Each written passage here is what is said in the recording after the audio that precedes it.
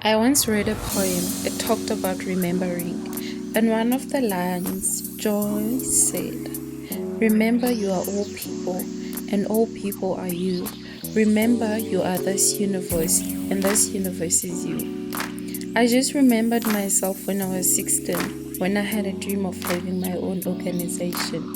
How we went door to door asking for donations. We got the money and bought school shoes for that boy. I still remember him. I can never forget his face. I still remember when Molo was a dream and she offered us that dream. I remembered her taking pictures of us in our school uniform as a group and also in ones. She opened a whole new world to us. She had bags from University of Johannesburg. I remember how she was us and how we were her. She opened a whole entire new world for us. And today I welcome you to another vlog where I share a part of my life, buying lunch and breakfast for children of Ntuli Farm. I always wonder what is more important, people remembering the good we have done for them, or just ourselves remembering that we have done something good, or just being able to give everything to someone else when all we had was taken away from us. Maybe one day I will have stories to tell about this side of life, how the internship went, how I fell in love in the Midlands. Maybe one day I'll remember how those kids brought hope to me when everything just seemed so dark and so hard for me. God, that for a moment I fought for a degree and how I wanted to be a foundation phase educator, and they gave me that hope again and they brought that life into my heart. One day I just dreamed of how I wanted to do something nice for them. Of course, they're still young and they might not remember me once they grow up, but surely the universe will remember me. I am quite happy of how I have grown. I do pray for the universe to keep blessing me with more years and lessons. I can't believe I still get excited to eat amasi. Reminds me of how some things never change. Just think of how the little things still bring joy into your heart. It's quite a warm feeling and also a very amazing thing to feel. The feeling of remembering how they first tasted and how they still taste. That's one thing that brings joy to my heart. And to be able to see other people happy, that brings so much joy and so much happiness into my heart.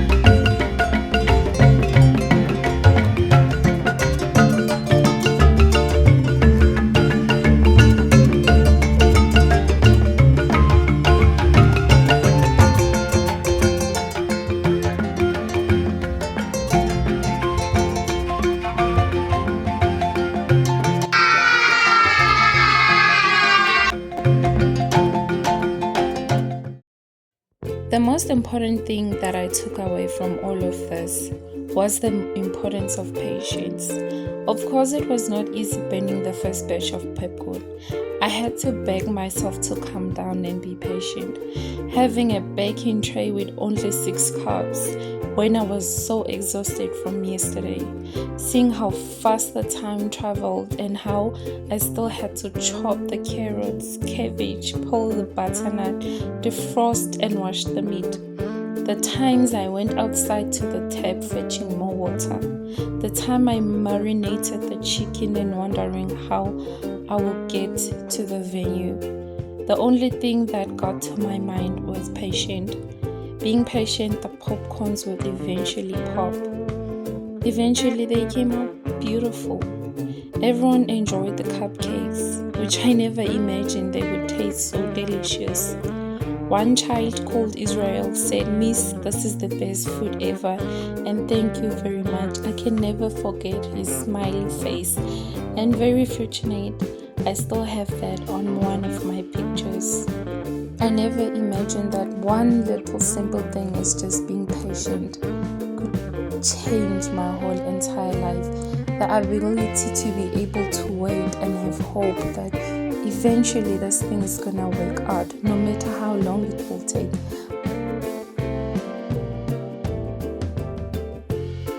And a bit of discipline, and knowing that whatever you're doing, you are doing it for yourself. If not for yourself, you are doing it to put a smile on your face. It is quite important that I never forget this skill, because I feel like it has been one of the things that has been missing in my life. I have been learning about relying on good habits, applying those habits in my life. Close your eyes. God bless. God bless our holy Amen. Thank you, teachers. Thank you, teachers. And thank you, Auntie Zonke. Thank you, Auntie Zonke. Trying to change the old ones that I had, being disciplined, but I never realized that I needed more patience to see the things that will eventually work out. Oh, the kids just brought back their utensils. I mean, they were eating breakfast, now we are done. So I'm about to start making the curry, because I've done the two sides. So this is the butternut hanging there. So now I just want to focus on making something else. They're making noise there. So, but I have to first wash their dishes. This is too tight. Should have bought something not tight. And underneath I'm wearing a turtleneck because it's so cold. Even if I went to the gym, being patient that eventually on the next week, on week 5, I will see that I'm getting where I want to get. And eventually with being patient.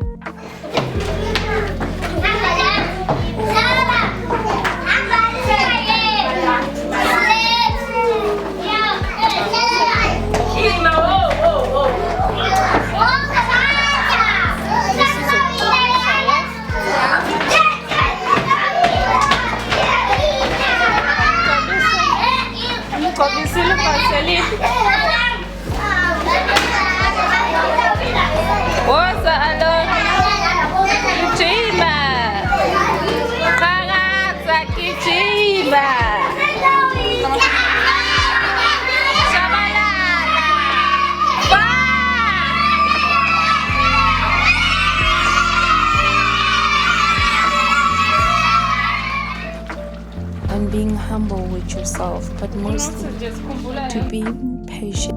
Of course, it may seem like it's time wasted on being patient and things will not work out, but eventually they do.